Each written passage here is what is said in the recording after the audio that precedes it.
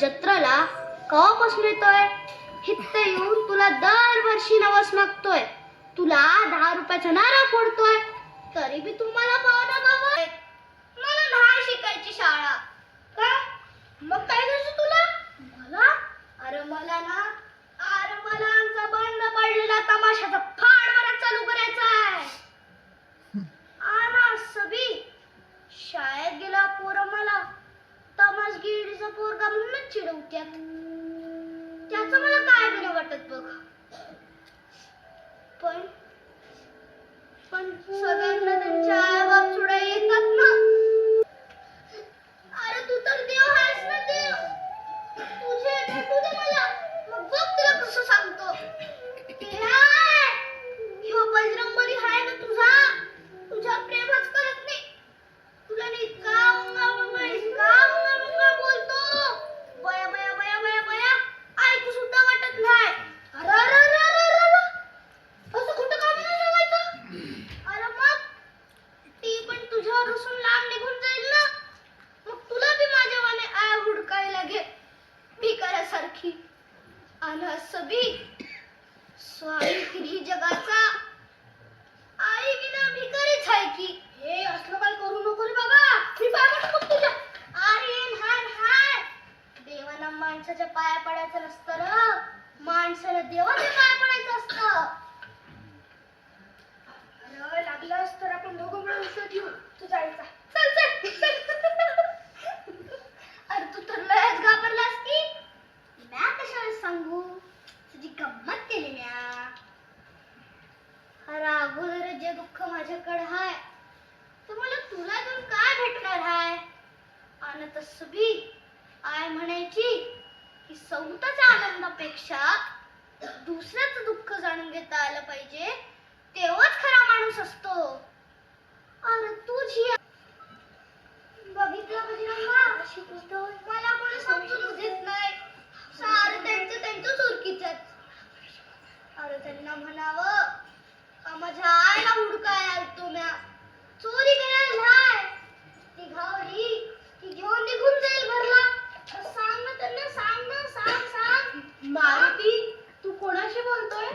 काय ह्या देवा काय आता तर इथं होता, कुठे गेला? अरे बजरंगा कुठे गेला मला सोडून? अरे बजरंगा कुठं आहे तू? कुठं आहे? कुठे देव? आम्हाला तर काही दिसेना बाबा. अरे आता तर इथं होता. तुम्हाला बघून घाबरला असेल तो. अरे लेका हो, तुम्ही दिसताय ते भूतावानीच. अरे मग देव कशाला भूताला घाबरत? मला तर वाटतं की तुझ्यातच भूत शिरलंय. तरी तुला सांगत होतो. आहे ना, परत चालू करू बघ. हे हाय तुझ्या सोबत, हे हाय. मारुती तू कोणाशी बोलतोय? आणि हे काय केलं तू? हे नकोस. अक्काने बघितलं तर लय मारल. तुला भियन मला भी. का? तिथंच तर तमाशा मंडळ आहे ना, तिनंच तर केलं नाही आयला तमाशा सम्राटनी. अरे तू येताय, मला खरं सांग ना, आय कुठं गेली आहे ते? अगं अक्काला विचारलं तर ती कावतीये माझ्यावर.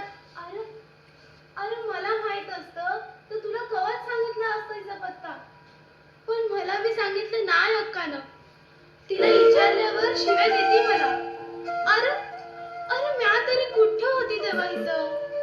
आम्ही सगळे आळंदीला होतो शिकाया शाळेत. बाद 5च्या मौतीला आलते फक्त आणि 4-6 महिन्यानंतर अक्काने इथल्या शाळेत टाकलं आम्हा सगळ्यांना. तेव्हा तू लय बारका होता. इथल्या शाळेत का गताय का अरे आईचं असं झालं म्हणून. आणि काही दिवसानंतर तमाशा, दिमडी, घुंगरू, तुंतुण्या, वाघ्या, मुरळी यांची बी आईबाप गायब झाली म्हणे अक्का. पण कसं काय गताय कसं काय मला नाही माहिती. पण आपल्या फळाला नजर लागली म्हणे. आणि मग सुरेखाबाई पिंपळगावकर लोकनाट्य तमाशा मंडळ बंद पडलं. लई सुपाऱ्या भेटायच्या जत्रेच्या. लई लांबून लोक यायचे आईची लावणी बघायला. अरे आईला तर पुरस्कार पण भेटलाय शासनाचा लावणी सम्रादिनी म्हणून. हे समजा लय मस्त चाललं होतं. पण जत्रेच्या कार्यक्रमाला गेली आणि आलीच नाही म्हणे. काय माहित कोणाची नजर लागली. कळणी गेली म्हणे कोणीतरी. कोणत्या तरी भूताचं काम हाय म्हणे अक्का. असं सांग की कवा तरी त्याचा मूड असल्यावर. काय आपण सुरू करायचं का आपला तमाशा मंडळ म्हणजे रे अगं आपण घ्यायचं का कल्पना या नाही म्हणजे तेवढंच नाव होईल.